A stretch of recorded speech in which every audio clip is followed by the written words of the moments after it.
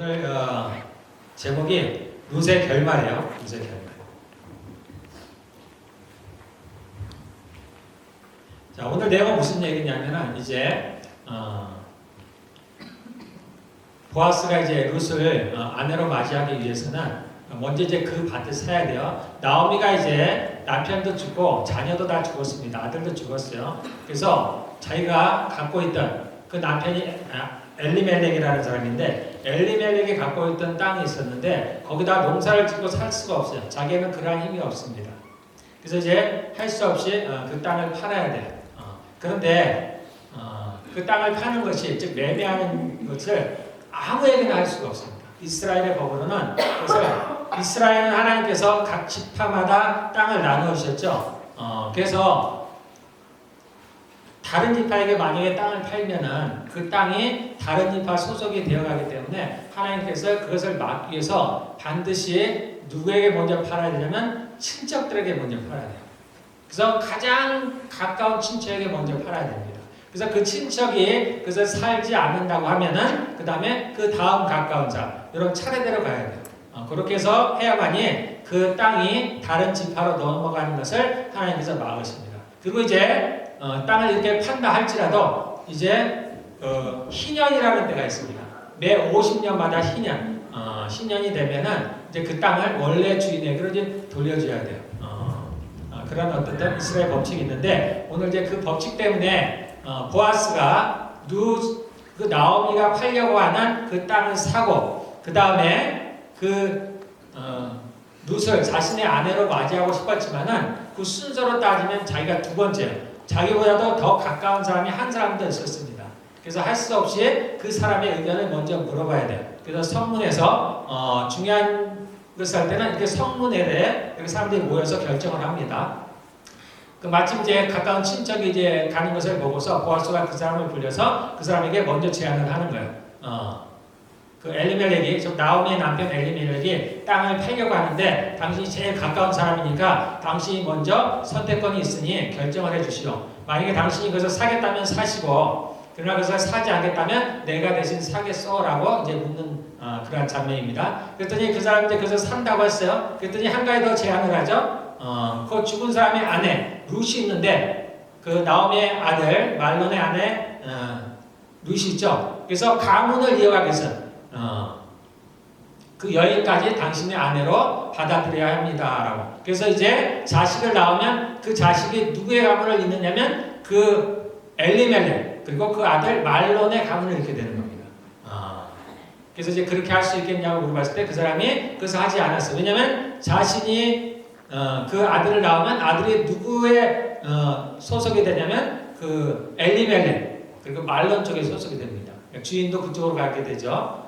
땅 소유도. 그래서 어쨌든지 간에 이 사람은 생각해보니까 자기가 손해가 날 것 같아서 그것을 받아들이지 않았습니다. 그랬더니 이제 보아스가 그 다음 차례가 돼서 마침내 그 땅도 사고 룻도 자신의 아내로 맞이하고 오늘 읽지 않았지만은 더 나아가서 보아스와 룻 사이에 이제 아들이 하나 생겨났는데 그 아들의 이름이 오벳입니다. 오벳이 누구냐면은 다윗의 할아버지입니다. 그리고 마침내 이 나오미도 손자를 보는 그러한 그래서 모든 결말이 잘 되었다라는 겁니다. 룻의 결말이죠. 그래서 적어도 우리가 여기까지만 봤을 때는 룻이 행복한 결말을 맞이했다라는 그러한 얘기입니다.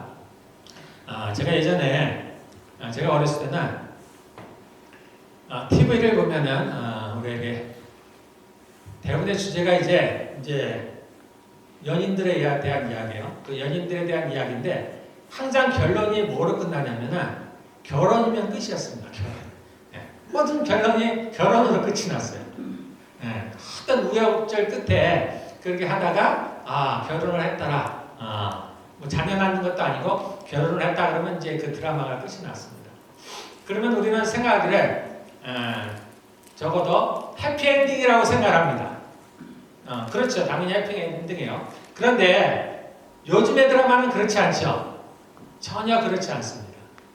결혼이 그 해피엔딩의 끝이 아니에요. 결혼 이후의 세계도 많이 다릅니다. 왜냐면 이제 현실을 보는 현실. 실제로 그렇죠. 우리가 이제 결혼한 사람 이제 많은 분들이 계시지만 결혼을 했다고 해서 그 이후의 삶이 늘 행복한 것은 아니죠. 오히려 그 반대의 경우가 많죠. 삶이 고난입니다. 그래서 이제 우리도 루시 보아스와 결혼을 했다고 해서 또는 그가 아들을 낳았다고 해서 룻의 삶이 이 땅에서 행복했을까? 그렇지 않죠. 그렇지 않습니다. 이 땅에서는 그런 행복이 없어요. 잠깐은 그럴 수 있습니다. 잠깐. 이 땅에서는 그러한 행복이 없어요, 여러분들. 이 땅은 고난입니다. 고난. 그러나 우리가 이 땅에서 고난 가운데 있더라도 이렇게 모든 삶이 불행한 건 아닙니다. 그 중에서도 잘 풀리는 삶이 있어요. 우리가 그래서 형통한다고 합니다. 그래서 우리가 때로 그러한 삶을 가르쳐서 행복한 삶이다 이렇게 얘기도 하는 건데요. 이 룻기가 단순히 룻이 이방 여인이죠. 이방의 여인이 그 다윗의 가문을 계보를 잇는 그러한 계보에 들어왔다. 그래서 더 나아가서 예수님까지 이어지는 족보를 만드는데 한 역할을 했다라는 그것을 말하기 위해서 하나님께서 이 룻기라는 책을 이 성경 안에 두신 것은 아닙니다. 그것이 전부는 아니에요. 그것이 아니기는 아닙니다. 당연히 그것도 하나의 이유가 되기도 하고 또 그로 말미암아 받을 어떤 그런 영광도 저는 작지 않을 거라고 생각을 합니다만은 그러나 그것만이 전부는 아니고 이것은 한 사람의 일생을 얘기하는 일생. 짧은 4장에 걸친 짧은 이야기지만 그 룻이라는 한 사람의 일생에 대한 이야기입니다. 그가 어떻게 하나님의 날개 안에 들어와서 그분의 순종함으로 말미암아 그의 삶이 이렇게 행복한 좋은 결말을 맺을 수 있었는가라는 겁니다. 그리고 이것은 단순히 이렇다라는 걸 보여준 것만이 다가 아니고 이제 우리들에게 그것을 보고서 교훈을 삼으라 그런 뜻입니다. 그러면 룻이 왜 이러한 좋은 결말을 맺을 수 있었을까요? 첫째는 그가 우리가 1장에서 봤을 때 어떻게 해서 그게 룻의 결단이라고 얘기했죠. 그가 결단을 했습니다. 하나님의 날개 안에 들어오기로 결정을 했습니다. 룻이 하나님을 알았어요? 모르죠. 모릅니다. 하나님 안에 들어오면 그의 삶이 이렇게 좋은 결말을 맺을 것이다. 복을 받을 것이다. 물론 몰랐습니다. 알든 모르든지 간에 룻이 그렇게 하나님 아래, 하나님의 날개 아래 들어오겠다고 결단을 했어요. 그리고 그가 하나님의 날개 아래 들어가게 됐습니다. 그리고 그것만이 다가 아니라 그랬습니다. 중요한 것은 그 이후에 그 다음에 중요한 게 뭐라서요? 룻의 순종이라고 했죠. 룻이 하나님께 순종했다라는 겁니다.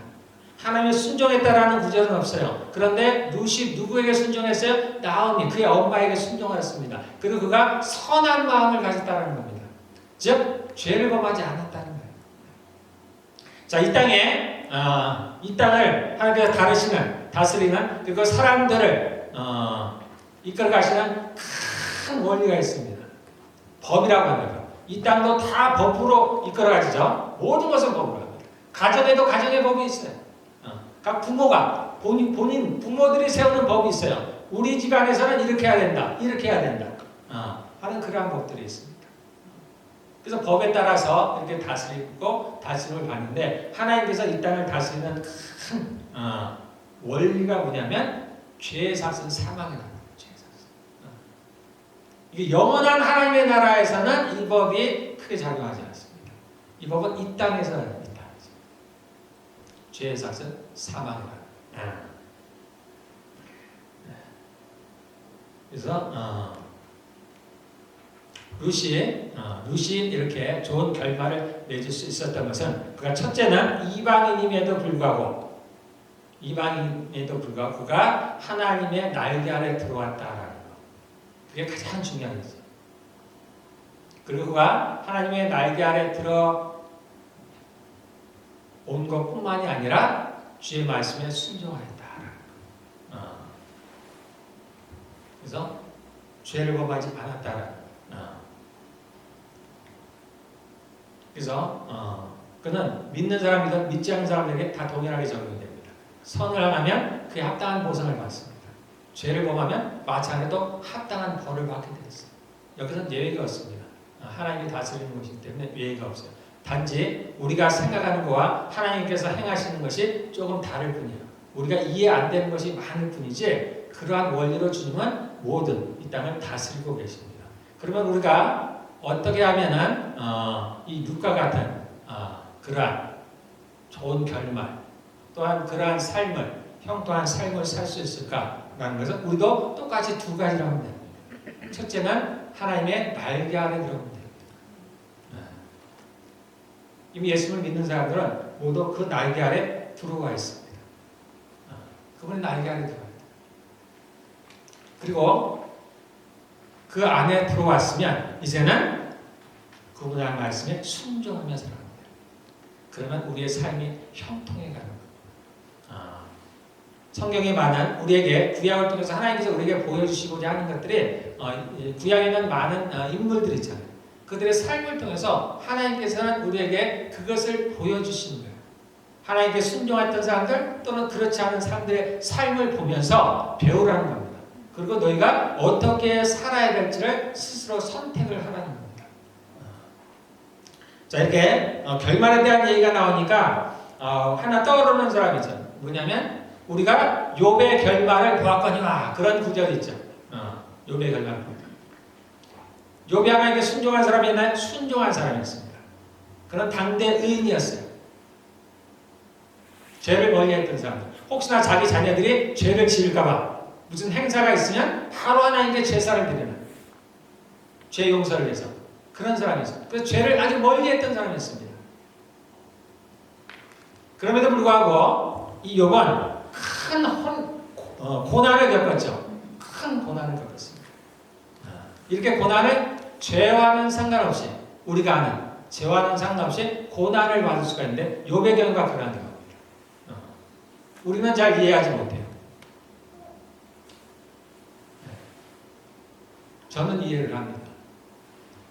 왜냐하면 이유가 있어요. 이유가 있어요. 욥이 이렇게 고난을 받은 이유가 있습니다. 그래서 욥은 하나님께 구원을 받기 위해서 그 고난을 겪어야 됐었어요. 그리고 그런데 욥의 삶이 그것을 끝이 아니었죠. 정말 우리가 상상할 수 없는 그러한 고난을 겪었습니다. 하루아침에 그가 가진 모든 재산을 다 잃어버렸습니다. 그리고 하루아침에 그의 모든 자녀들, 10명의 자녀들 하루아침에 다 죽음을 맞이했습니다.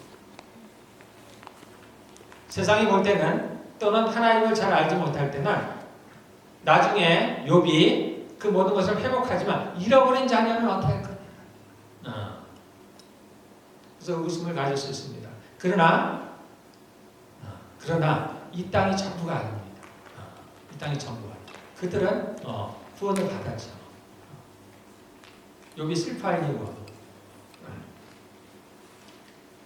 어쨌든 우리가 욥의 결말을 봤습니다. 그렇게 하나님을 순종했던 사람이 잠깐의 고난을 받았지만은 그 후에 그는 그 하나님 그래서 성경에 보면은 욥이 어떻게 2배 전에 갖고 있었던 재물의 2배를 받았습니다. 재물을 많이 가진 것이 반드시 복은 아닙니다. 그러나 우리가 생각하는 거 있다 해서 우리가 생각하는 건 물질의 복이죠. 그래서 주님께서 그냥 보여주시는 거예요. 어떤 사람에게는 많은 재물을 가지는 것이 화가 될 수도 있습니다. 사람마다 달라요. 그래서 이것이 어떤 기준은 되는 건 아니지만 욥에게는 복이었습니다. 그래서 욥에게 그가 예전에 갖고 있던 재물의 2배를 줬습니다. 자녀가 2배는 아니었지만 똑같은 자녀를 두었습니다. 그리고 그의 딸들이 어떻게 했어요? 당도의 미녀들이었죠. 참 사람들이 좋아하는 거예요. 그래서 우리가 욥의 결말을 보았다. 그래서 그렇게 하나님을 순종한 자, 하나님을 경외하는 자가 결말이 어떠한가라는 걸 욥을 통해서 우리가 알 수가 있습니다. 또 누가 있냐면은 그 반대의 경우도 있습니다. 사울이라는 사람, 사울이 하나님의 택하심을 받았죠. 하나님의 기름 부음을 받았습니다. 그래서 이스라엘의 첫 번째 왕이 되었어요. 그가 왕이 되기 전까지는 그는 우리가 알기로 겸손한 사람이었습니다. 자신을 자랑하지 않는 사람이었습니다. 자신을 드러내지 않는 사람이었습니다. 그래서 하나님께서 그를 택하셨습니다. 그래서 그에게 기름을 부으시고 이스라엘의 왕을 삼았는데, 그러니까 하나님의 날개 아래 들어왔죠. 그런데 그의 삶이 하나님께 순종하지 않는 삶이었습니다. 반대로 하나님의 말씀을 거역하는 삶이었습니다. 그리고 그것은 그는 마침내 하나님의 날개 안에서 쫓겨나는 엄청난 결과를 만들어냈습니다. 이러한 예도 있습니다. 사울에게. 그래서 우리가 이렇게 하지 말라는 겁니다.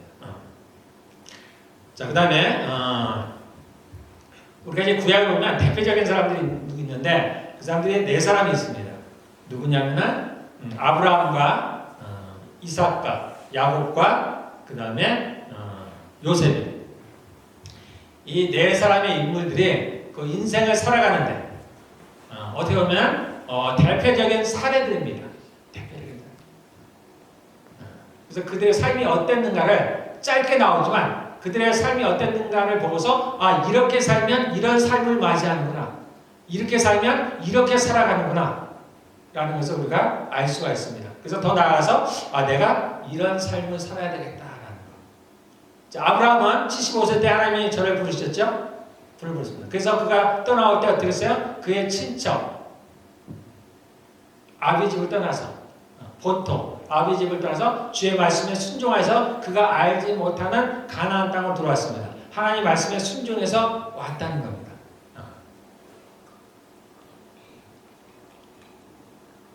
그래서 아브라함은 거의 평생 동안에 하나님을 잘 따랐던 사람이에요. 하나님을 경외했던 사람이에요. 심지어 하나님께서 그래서 이 아브라함을 가리켜서 벗이라고 칭했어요. 이거 아주 놀라운 일입니다. 하나님은 정말 살아계신 전능하신 신이세요. 그가 사람을 가리켜서 자신의 벗이라고 칭했어요. 아브라함은 어마어마한 축복을 받은 자예요. 그의 삶이 그러했다는 거예요. 그의 인품이 그러했다는 겁니다. 하나님 오시기에. 우리가 아는 대로 아브라함이 실수를 했죠. 그래서 자신의 종인 하갈을 척으로 삼고 그 다음에 이스마엘을 낳았어요. 그러나 그것조차도 아브라함이 한 게 아니죠. 아브라함이 스스로 한 게 아닙니다. 그의 아내 사라가 그것을 원했기 때문에 아브라함은 들어준 거예요. 그래서 크게 죄라고 할 것이 없습니다. 아브라함이 또 인생에 실수하는 게 두 번이 나오죠. 그가 이집트에 또는 아비멜렉에 갔을 때 자신의 아내 사라를 누이라고 속였던 장면이 나오죠. 근데 그 동기가 어떠했어요? 두려웠기 때문입니다. 자신의 연약함 때문이에요. 그 정도는 큰 죄가 아닙니다. 우리 인생이 그렇게 완벽하지가 않아요. 그래서 아브라함은 평생에 이렇게 대표적인 사례들을 성경에 놓아둔 거예요. 즉 아브라함이 그런 삶을 살았다라는 겁니다. 그러한 사람이라는 거예요. 그래서 그가 잘못했지만 어떻게 해요? 결과는 모든 게 다 반대로죠. 하나님께로 보복을 받았습니다. 그리고 마침내 이제 아브라함이 자신의 아들 이삭을 하나님께 바치는 놀라운 순종을 보여줍니다. 그때까지가 아브라함의 삶에 대해서 성경이 보여주는 마지막인데요. 거의 마지막인데. 그 다음에는 그 이제 사라가 죽고 또 처불었죠. 그래서 또 자녀들 얻는 장면이 나옵니다. 그 이후의 삶은 보이지가 않습니다. 그 이후의 삶은 어땠을까요? 아브라함은 행복한 삶을 살았습니다. 그런 형통한 삶을 살았어요. 그가 이제 아브라함이 자신의 아들 이삭을 하나님께 바침으로 말미암아 자신의 믿음을 하나님께 행함으로 보여줬습니다. 그가 할 수 있는 모든 걸 했어요. 그는 하나님께 인정을 받았습니다. 그러므로 그는 그 이후의 삶에 그가 고난을 받을 이유가 없어요. 그래서 아브라함은 나오진 않았지만 그 이후의 삶은 나오지 않았지만 나올 필요도 없어요. 이후에 아브라함의 삶은 형통한 삶이었습니다.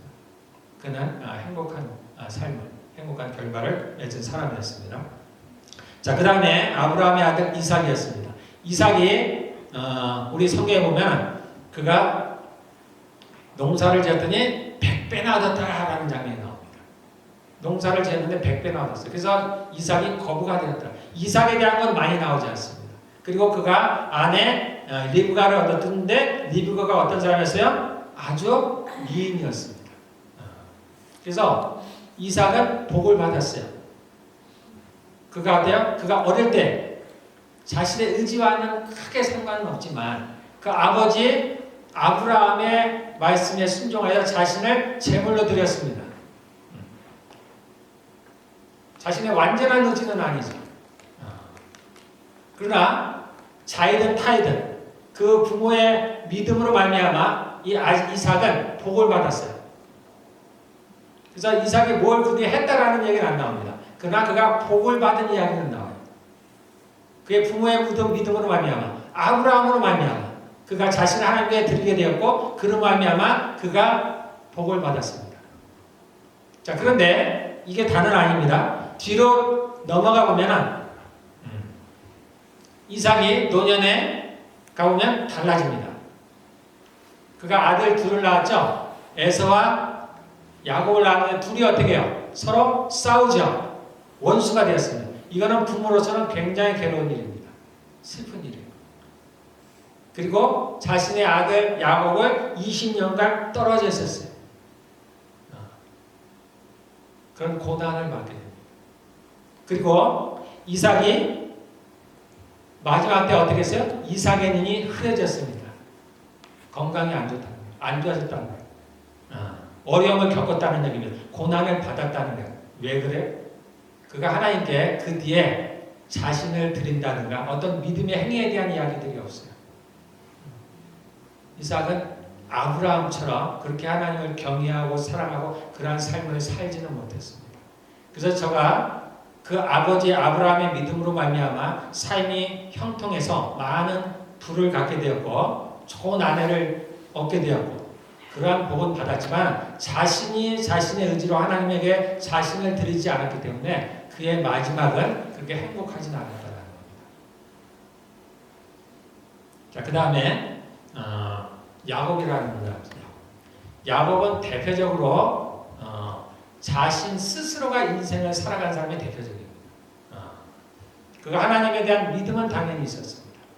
그도 하나님의 날개를 탔던 사람입니다. 그래서 하나님이 주시는 축복을 받으면 좋다라는 걸 알고 있었던 사람입니다. 주님을 향한 믿음은 있었어요. 그래서 어찌하든지 그 믿음을 자신이 쟁취하는 거예요. 그러니까 자신의 힘으로 하나님께 복을 받고자 하는 사람이 대표적인 사람이 야곱이에요. 그러나 그 방법이 선하지 않아요. 자신의 열심을 갖고 있는 거예요. 그래서 어떻게 하든 그 열심을 가지고서 하나님으로부터 복을 받으려고 또 이 땅에서의 삶을 잘 살려고 했던 사람의 대표적인 사람이 야곱입니다. 그 인생이 어땠어요?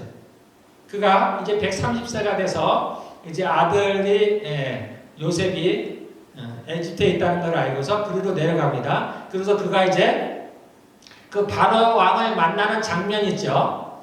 그때 그가 뭐라고 얘기했죠? 그때 그의 나이가 130살이에요. 그래서 내가 나의 조상 그의 아버지 이삭은 180세를 살았습니다.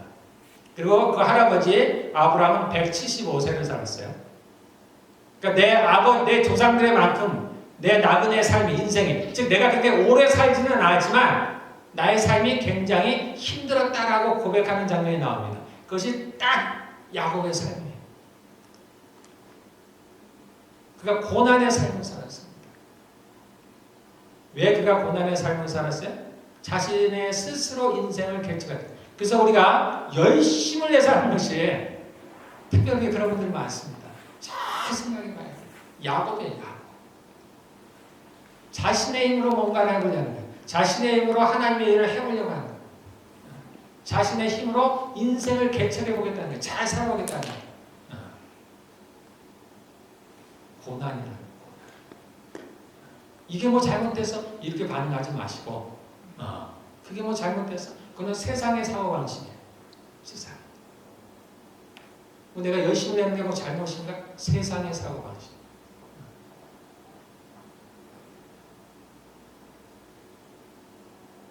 야곱은 그런 사람의 대표적입니다. 그가 평생을 고난 가운데 살아갔어요. 그리고 비로소 이제 그 고난의 때가 끝나서 그 130세가 돼서 애굽으로 내려가고 그가 17년을 애굽에서 살았습니다. 그 아래 나머지 인생을 그때가 그에게 비로소 평안이 찾아온 때입니다. 그 전까지는 아주 고난의 삶을 살았던 사람입니다. 그 다음에 나머지 누가 있었냐면 요셉.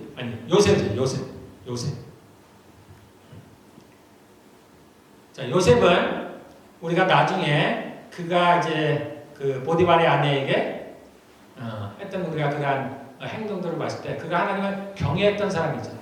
그가 하나님을 경외했던 사람입니다. 나중에 자신의 형제들을 용서하다는 것, 그러한 모습들을 봤을 때도 요셉의 성품이 좋다는 걸 알 수가 있습니다. 그런데 왜 요셉은 고난을 받았을까? 왜 부모와 이별을 하고 심지어 자신의 형제들에게 배신을 당해서 팔리는 엄청난 일이죠. 이게 이소무화가 아닙니다. 실제 있었던 일이잖아요. 그런 엄청난 고난을 겪었습니다. 그래서 종의 노예 신분이 되고 감옥에까지 가고 그는 부모의 이제 잘못된 신앙이에요. 그 아버지 야곱의 잘못된 신앙. 그로 말미암아서 이 요셉은 어릴 때 고난을 받았던 사람입니다. 그럼에도 불구하고 그가 하나님을 경외했기 때문에 하나님의 순종하였기 때문에 그 나머지의 인생이 형통한 사람이 됩니다. 이렇게 우리가 특별히 네 사람 아브라함과 이삭과 야곱과 요셉의 인생을 보면서 여러분 스스로 나를 한번 볼 수가 있습니다. 나는 어떠한 삶을 살아왔는가. 이미 나이가 든 사람들. 내가 고난 가운데 살았다면 내가 왜 고난 가운데 살았는지를 한번 찾아봐야 됩니다. 또는 내가 지금 고난 가운데 있으면 왜 내가 이 고난 가운데 있을까?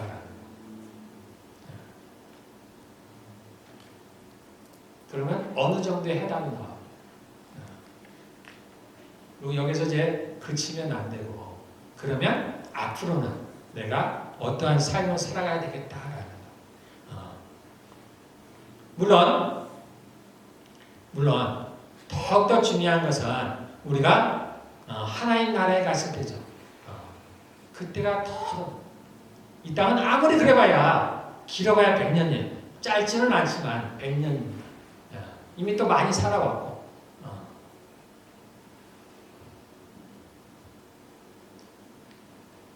그런데 이제 우리가 이제 영원한 땅 새하늘과 새 땅 하나님 나라에서는 그거는 영원히 살아갈 것이죠.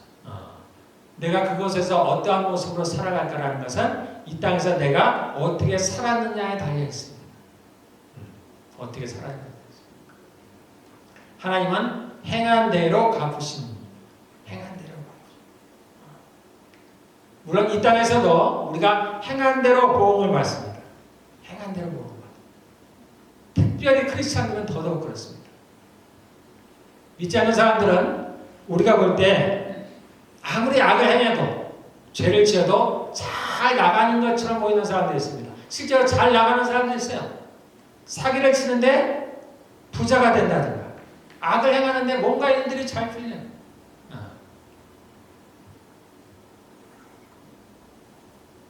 그러나 그것을 부러워할 것이 아무것도 없습니다. 오히려 안 되는 게 좋은 거예요. 그래서 가난한 자가 복이 있다. 가난한 자. 우리가 심령이 가난한 자가 복이 있다 그죠? 그래서 마음이 가난한 자가 복이 있다는 것 맞습니다. 그러나 우리가 현실적으로 삶이 가난한 게 때로는 복인 경우가 많아요.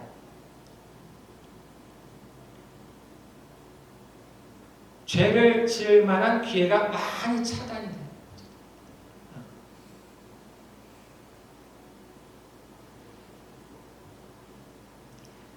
그래서 우리가 이제 그런 오해들을 합니다.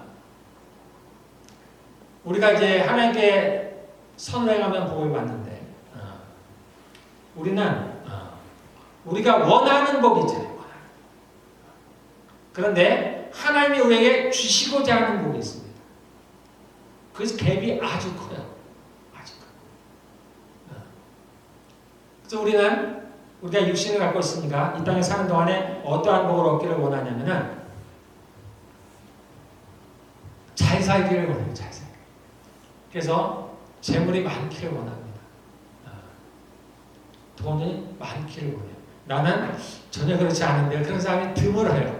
없지는 않겠죠. 아주 드뭅니다. 대부분은 돈을 많기를 원합니다.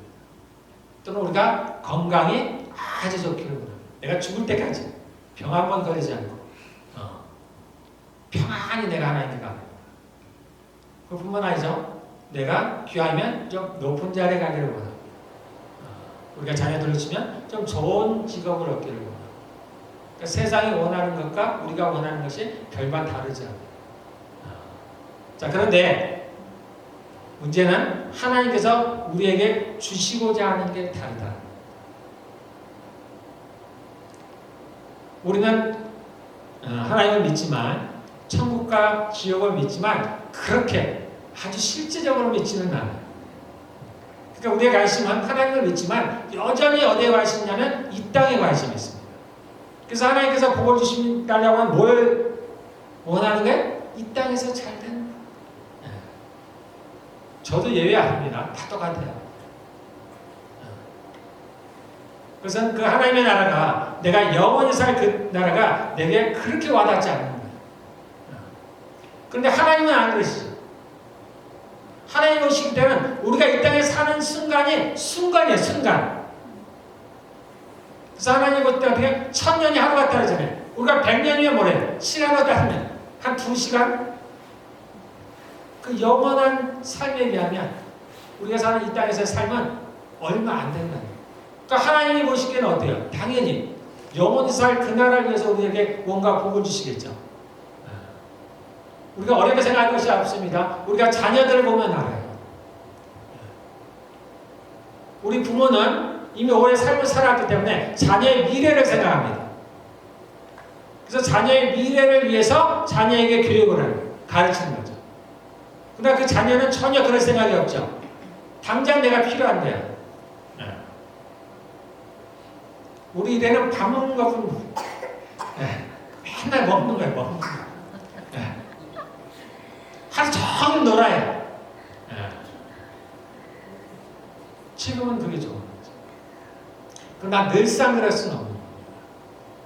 조금 이제 그가 자라서 선악을 알 때가 되면 지금은 선악을 모르니까 가르칠 수가 없어요. 이게 좋은 건지 나쁜 건지를. 근데 이제 선악을 알 때가 되면 그에게 그것을 가르칩니다. 그런데 선악을 알 때가 되면은 자녀들이 뭘 선택해요? 악을 선택해요. 그러니까 어떻게요? 자녀와 부모 간에 불화가 나요. 싸움이 나요. 그럼에도 불구하고 자녀가 원하는 것을 해주지 아니하고 누가 원하는 거예요? 부모가 자녀에게 좋은 것을 가르쳐.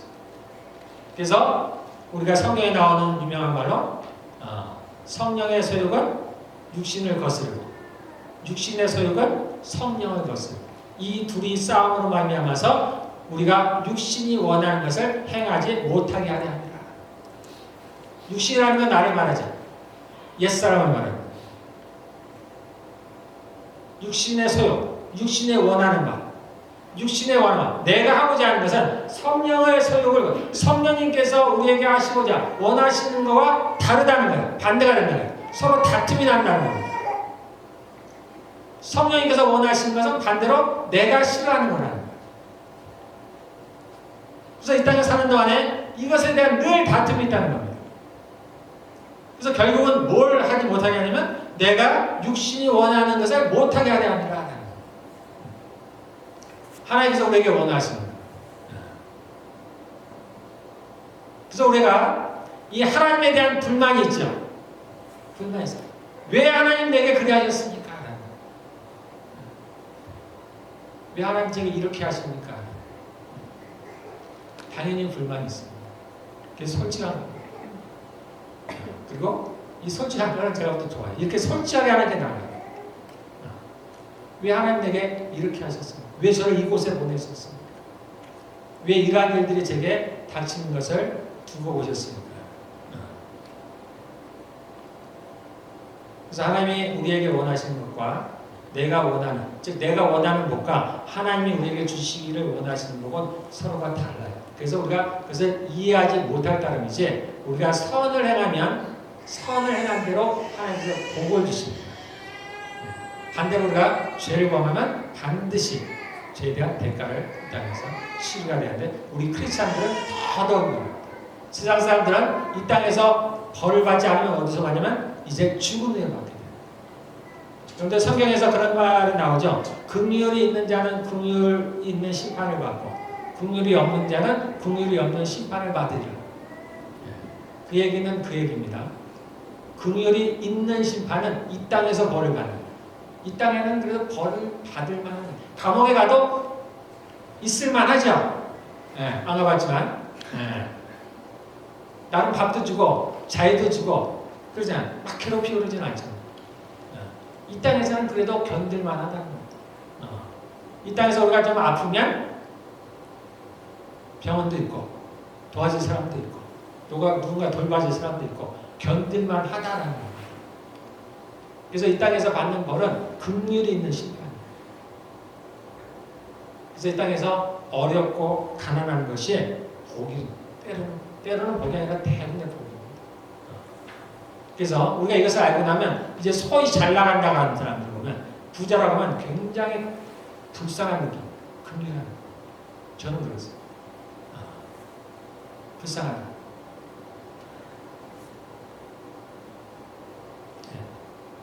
근데 우리는 다릅니다. 크리스천들은 전혀 달라요.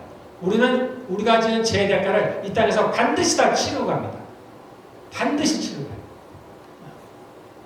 왜냐하면 천국은 우리에게는 벌이 없어요. 우리는 심판을 받지 않습니다. 그럼 우리가 벌을 받잖아요. 하나님은 반드시, 하나님은 정말 정확하신 분이세요. 정확하신 분. 네. 제가 하나님과 그렇게 가까워도, 그렇게 가까워도 제가 잘못을 보거든요. 반드시 대가로.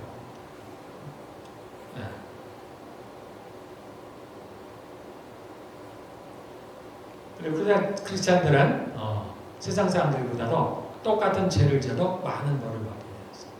그래서 예수님을 잘 믿어도 우리가 병에 걸리기도 합니다. 어려운 일을 겪습니다. 여러분들이 상식적으로, 제가 말하죠. 상식적으로 생각을 해봐야 된다고. 왜 하나님이 나를 지키시는데, 하나님이 나를 사랑하시는데 왜 내게 이러한 어려움이 없는지, 하나님이 그런 능력이 없다 말이 안 되잖아요. 하나님이 그냥 멀리서 두고 보신다? 이건 말이 안 됩니다.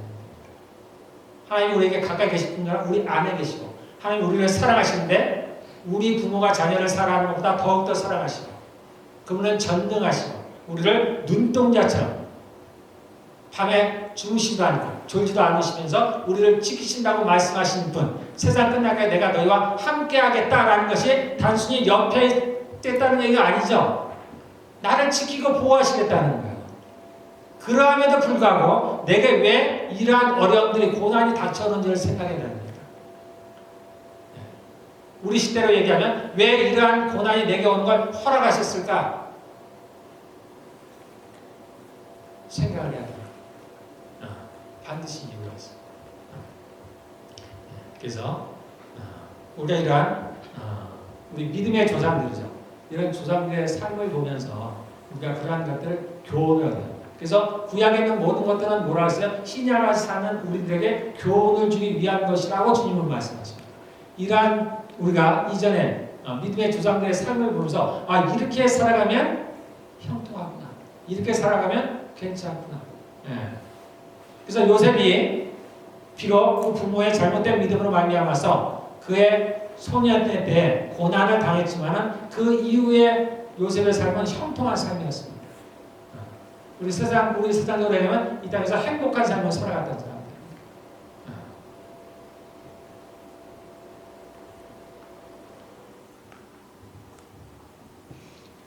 이삭은 그 반대라고 했습니다. 비록 그의 아버지 아브라함의 믿음으로 말미암아 그의 초반의 인생이 형통했지만 그가 자신을 하나님께 드린다든가 자신을 하나님의 순종했다든가 하는 그런 삶이 없었다고 했어요. 그러므로 말미암아서 그의 마지막 인생이 그렇게 형통한 삶은 아니었다.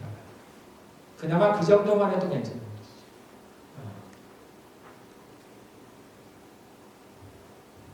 거죠. 다시 우리가 룻으로 들어오면 룻의 결말이 아주 잘 되었습니다. 그러니까 이방 여인임에도 불구하고 그가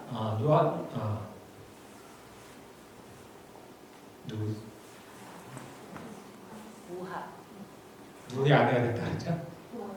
보아스의 아내가 됐습니다.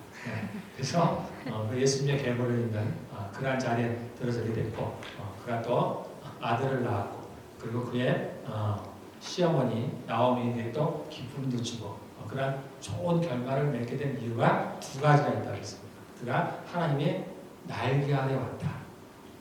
그리고 그가 하나님의 말씀에 순종했다. 자, 우리는 모두 하나님의 날개 아래 들어온 사람들입니다, 여러분들. 자, 요거는 다 똑같아요. 그러면은 뭐가 다르냐면 이제 그 이후의 삶을 내가 어떻게 사느냐에 따라서 나의 삶이 형통할까? 아니면 내가 내 삶을 고난 가운데 살아갈까라는 겁니다.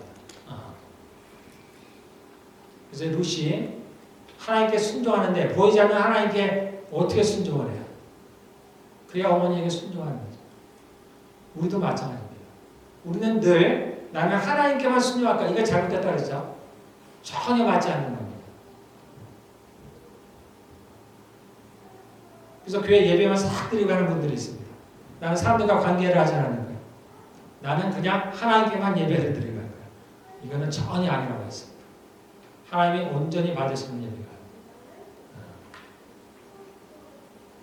그래서 하나님께서는 서로 사랑하죠. 우리가 서로 사랑. 그래서 우리가 세 계명을 이제 하나뿐이 안 줬다 그랬죠. 예전에는 구약에서는 10가지 계명을 줬습니다. 그걸 두 개로 크게 나누면 하나님을 사랑하고 이웃을 사랑하는 것을. 그러나 신약에 와서 예수님께서 즉 하나님께서는 이제는 한 가지 계명뿐이 안 줬다는 거예요. 우리가 자꾸 이것을 나누려고 그러지 마요. 하나님 예수님이 우리에게 내 이웃을 내 몸같이 사랑하라는 계명을 주셨음에도 불구하고 자꾸 하나님 사랑하는 얘기예요. 나는 하나님께만 잘할 거야. 그래서 이 핑계를 대지 말라는 거예요. 그래서 하나님께서 이 한 가지 계명을 주셨다고 저희가 얘기했습니다. 그래서 이 계명을 지켜야 돼요.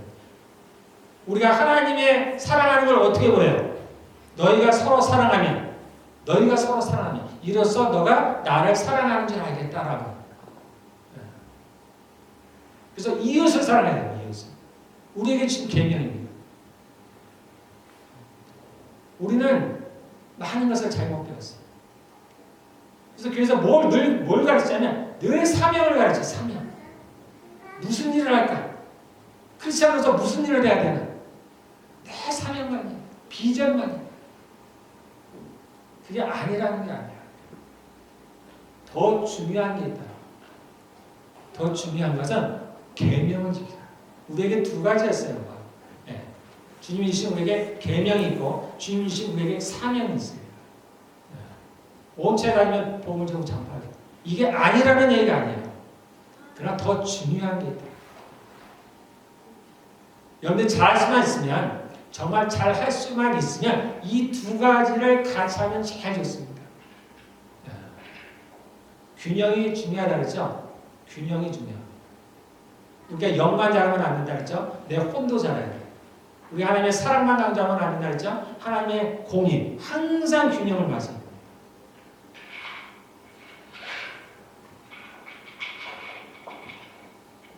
마찬가지로 우리가 너무 많이 사명만을 강조했어. 그래서 그러면 다 일하는 것만 생각. 더 중요한 걸 놓쳐. 예전에 바리새인들이 서기관들이 그랬듯이 인과 의와 신을 보냈다. 지금 이거는 우리에게도 그대로 적용이 돼요.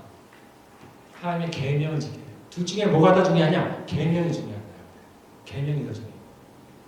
하나님이 예수님이 우리에게 주신 계명을 지켜야 돼요. 그럼 예수님이 우리에게 주신 계명이 뭐라 했어요? 내 이웃을 내 몸과 같이 사랑하라. 자, 그럼 이웃이 누구냐가 중요하겠죠. 우리는 예수님께서 사마리아에 사마리아 선한 사마리아인의 비유를 들었습니다. 나의 도움을 필요로 하는 사람, 그 사람을 도와주라. 우리가 여기서 오해하지 말아야 될 것이, 그래서 자꾸 외부를 쳐다봅니다. 선한 사마리아니까 나와 잘 모르는 사람들, 모르는 사람, 어려움, 공경에 처해 있는 사람, 그러니까 자꾸 외부로 시선을 둬요. 근데 우리에게 가장 가까운 이웃은 누구라 했습니까? 가족이 가족. 이 순서는 변함이 없습니다. 가족에게잖아. 가족이 나의 이웃이야. 가족. 그럼 가족 중에서도 여러분들이 순서를 정하면 누구 같아요? 누구예요? 부부가 나의 가장 가까운 이웃입니다. 부부에게 잘해야 돼요. 부부에게. 우리는 엉뚱한 걸 배웠어요. 부부를 제외하고, 가족을 제외하고, 다른 사람들 잘합니다. 심지어는 교회도 제외하고, 감히 모르는, 알지 못하는 누군가에 자꾸 잘합니다. 제가 이제 청년 때 성사님한테 선교하는 게 유행처럼 왔어요. 알지도 못하는 성사님, 알지도 못하는 성사님에서 기도하고, 우리 그런 거 많이 하죠. 각 구역마다 어느 선교사님 정해서 나오게 해도 갈 일도 없어. 알지도 못해. 이게 잘못됐다는 얘기가 아니야. 먼저 나하고 가까운 사람을 돌봐야 돼. 그래서 자기 가족을 돌보지 않는 사람을 악하다고 그러잖아요. 그래서 나의 가장 가까운 이웃이 누구냐고요? 부부입니다. 부부를 사랑해야 돼. 부부끼리 사랑해. 근데 부부가 각자가 살아가는 방식이 다르다 그랬죠. 하나님이 우리에게 서로 사랑을 하셨어요. 그러나 사랑하는 방법이 다르다 그랬어요. 우리가 하나님을 사랑하는데 나의 연인을 사랑하듯이 하나님을 사랑하면 안 돼요. 그렇게 하면 안 됩니다. 하나님은 경외해야 됩니다. 예배드려야 됩니다. 나의 친구처럼 사랑하십니다. 내가 그분한테 순종해야 돼요. 아내와 남편과 아내도 같다 그렇다 그랬죠? 다르다 그랬어요.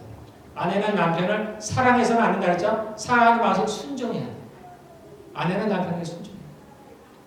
남편을 공경해야 돼요. 그게 사랑하는 방식. 남편은 아내를 어떻게 돼요? 귀하게 여겨야 돼요. 자기의 몸처럼, 심지어는 자기의 몸처럼 귀하게 여겨야 돼요. 그리고 아내는 약하죠. 그래서 연약한 것으로. 그래서 이 부부는 함께 생명의 위협을 함께 나눌 자입니다.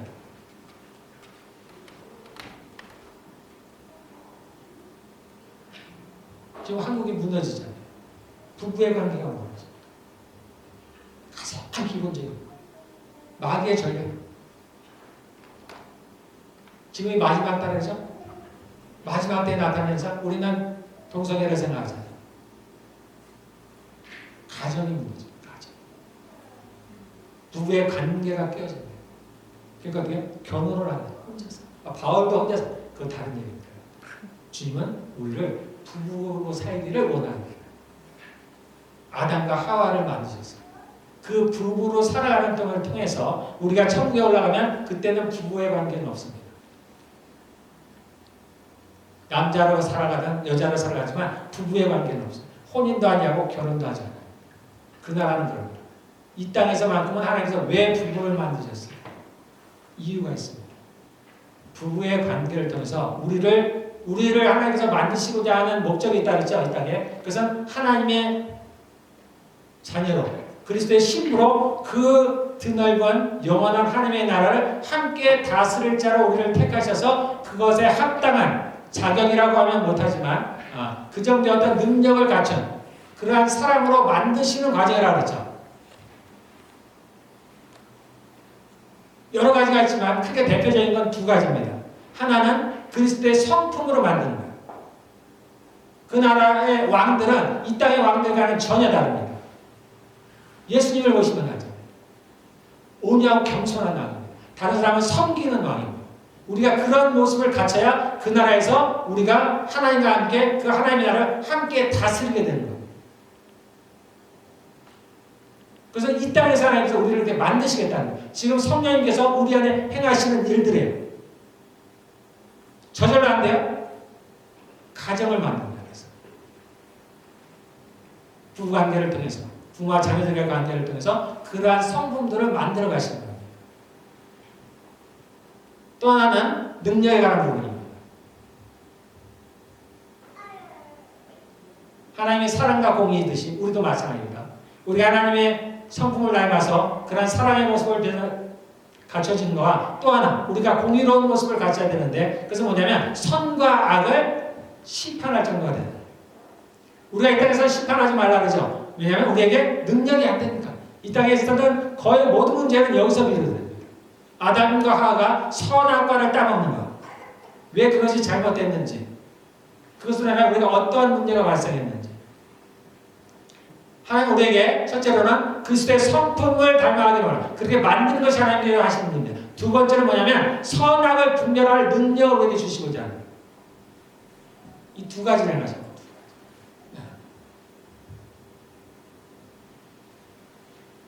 예, 선악을 분별하는 것에 대해서는 언젠가 한번 얘기를 나눌 일이 있겠지만 어쨌든 주님은 우리의 그런 부부와 가정생활을 통해서 우리의 모습들, 사람들과 관계를 통해서 우리에게 그러한 그리스도의 모습, 그리스도의 성품을 만들어주기를 원하십니다.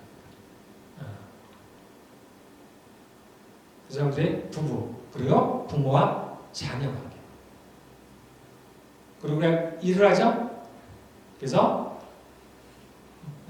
그 고용주를 사장님이라고 할까요? 그 사장님과 또는 함께하는 동료들과의 관계 속에서 더 나아가서 이제 더 나아가서 그 안에 이제 교회 있습니다. 첫째는 가정이에요. 그리고는 교회입니다. 교회 믿는 형제자매들. 이게 우리의 이웃입니다. 여러분들 돌아보세요. 우리의 가족이면서 우리가 이웃입니다. 그래서 돌아봐야 돼요. 누군가가 안색이 안 좋으면 왜 안색이 안 좋을까를 생각해야 됩니다. 왜 저분은 표정이 안 좋을까? 그래서 하나님께 나아가는 하나님 오늘 보니까 저분의 안색이 안 좋던데 하나님 저분을 좀 도와주십시오. 저분이 좀 몸이 아파 보입니다. 하나님 도와주십시오. 하나님은 이런 기도를 아주 정말 좋아해요. 이게 아주 실제적인 기도. 그래서 함께 우리가 예배를 드리는 우리가 빛과 진리 교회에 속한 우리가 서로 돌아봐야 돼. 성도들을 서로 돌아봐야 돼. 그래서 서로 사랑해야 돼. 필요한 것을 채워줘야 되는 거예요. 사마리아, 선한 사마리아에 하는 사람에게 도움을 필요로 하는 사람이 나의 이웃이라는 얘기예요. 그래서 우리 교회 그냥 교회 예배만 드리고 하는 게 아니에요. 돌아봐야 돼. 물론 내가 신앙이 연약하면 할 수가 없습니다. 그래서 누군가 허물을 봤을 때 그 허물을 지적하는 건 안 되죠. 덮어줘야 됩니다. 그리고 그 허물을 하나님께 가져가야 돼요. 그래서 그가 더 좋아지기를 기도해야 됩니다. 예, 시간이 다 됐으니까 마치겠습니다. 예. 자, 우리 하나님께 순종합시다. 하나님께 순종. 하나님께 순종은 우리가 서로 사랑하는 겁니다. 이웃을. 그래서 내 이웃이 누구신가? 나의 부부. 첫째 부부예요. 무조건 부부입니다. 부부에게 잘못했으면 아무리 다른 걸 잘해도 아니에요. 아닙니다. 내가 아무리 주의를 열심히 해도 내 아내가 나의 남편이 나에게 만족하지 못해 내가 분명히 잘못하고 있습니다. 그것도 아주 큰 잘못을 하고 있습니다. 그래서 내가 아내에게 남편이 어떻게 하고 있는지를 봐야 됩니다. 그리고 내 자녀들 그리고 나의 부모들 여러분들 보시기를 바라겠습니다. 그리고 더 나아가서 이제 우리 함께 신앙생활하는 우리 성도들 돌아봐야 돼요. 그리고 나서도 내가 내 잔이 넘치면 나머지 이웃들도 돌아봐야 돼요. 이렇게 우리 순종하며 살아가시길 바라겠습니다.